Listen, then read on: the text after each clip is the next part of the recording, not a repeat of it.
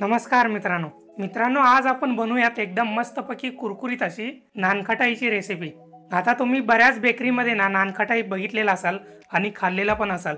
एकदम कुरकुरीत लागते, एकदम मस्त लागते खायला।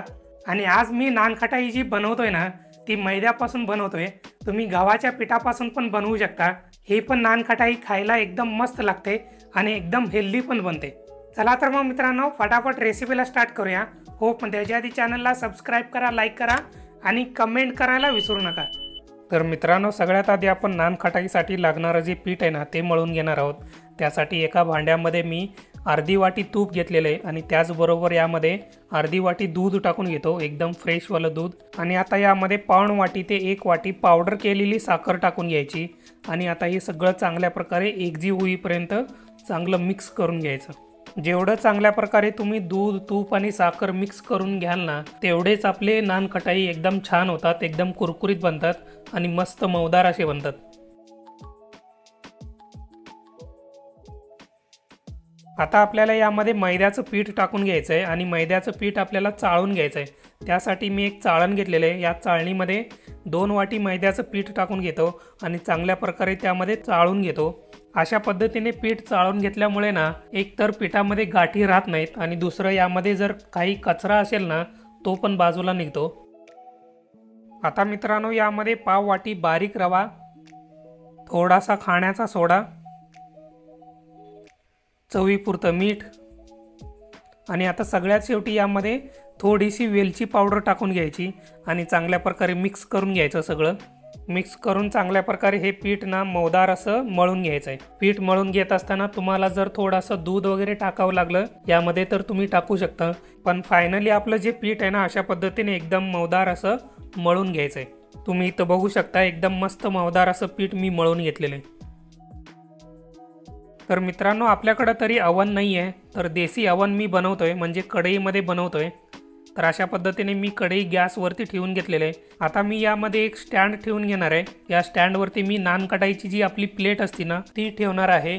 जर अशा पद्धतीचा एखादा स्टँड तुमच्याकडे जर नसेल ना तर तुम्ही खाली एखादी वाटी ठेवू शकता। आता वरचं झाकण लावून घेतलेलं आहे। आता कढईला आपल्याला 5 ते 6 मिनिटासाठी चांगलं प्री हीट करून घ्यायचं आहे।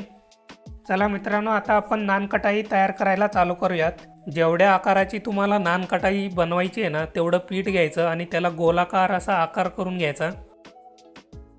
हे बघा अशा पद्धतीने एकदम गोलाकार असे बॉल बनवून घ्यायचे आणि त्यानंतर ना याला थोडंसं चपटं करून घ्यायचं।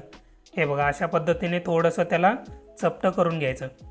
अशाच पद्धतीने बाकीचे सगळे नानखटाई आपण तयार करून घेऊयात। एकदा का नानखटाई सगळी तयार झाली ना आता मी इथे एक प्लेट घेतलेली आहे, स्टीलचा प्लेट। त्या प्लेटमध्ये मी बटर पेपर कट करून घेतलेले गोलाकारमध्ये आणि तो ठेवून घेतो। आता या बटर पेपरवरती आपण बनवून घेतलेली नानखटाई ठेवून घेतो। आता मी या नानखटाईवरती थोडंसं ड्रायफ्रूट्स कट केलेलं लावून घेतोय। तुमच्याकडे जे ड्रायफ्रूट्स अवेलेबल असतात ते तुम्ही यावरती लावून घेऊ शकता। आता इकडं आपलं कढई पण एकदम चांगल्या प्रकारे प्री हीट झालेलं आहे। आता नानखटाईची प्लेट यावरती ठेवून घ्यायची आणि वरती झाकण लावून घ्यायचं। झाकण लावून 20 ते 30 मिनिटासाठी चांगल्या प्रकारे हे नानखटाई जे आहेत ना बेक करून घ्यायचे आहेत। आणि गॅस जो आहे ना एकदम मीडियम आचेवरती ठेवायचा आहे, जास्त ठेवायचा नाही आहे आणि कमी पण नाही ठेवायचा। नानखटाईला वरून मस्त सोनेरी असा कलर आला पाहिजे तोपर्यंत बेक करून घ्यायचा आहे। तर मित्रांनो तुम्ही इथं बघू शकताय नानखटाईला एकदम मस्त लाईट गोल्डन असा कलर आलेला आहे वरून। हा मस्त असे बेक झालेले आहेत नानखटाई। अशा पद्धतीने तुम्ही पण तुमच्या घरी ना मस्तपैकी कुरकुरीत अशी नानखटाई तयार करू शकता।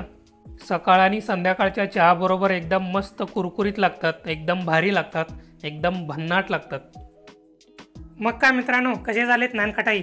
एकदम मस्त झालेले आहेत, चवीला एकदम अप्रतिम असे झालेले आहेत आणि एकदम मऊदार असे झालेले आहेत। तुम्ही पण तुमच्या घरी अशा पद्धतीने नानखटाई एकदा नक्की ट्राय करा।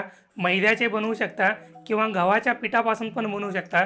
गव्हाच्या पिठापासून बनवलेले नानखटाई ना एकदम मस्त लागते टेस्टला आणि हेल्दी पण असते।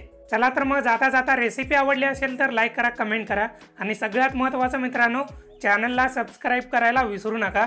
आणि ज्या रेसिपीज तुम्हाला आमच्या चॅनलवरचे आवडतात त्या इतरांच्या बरोबर शेअर करायला पण विसरू नका।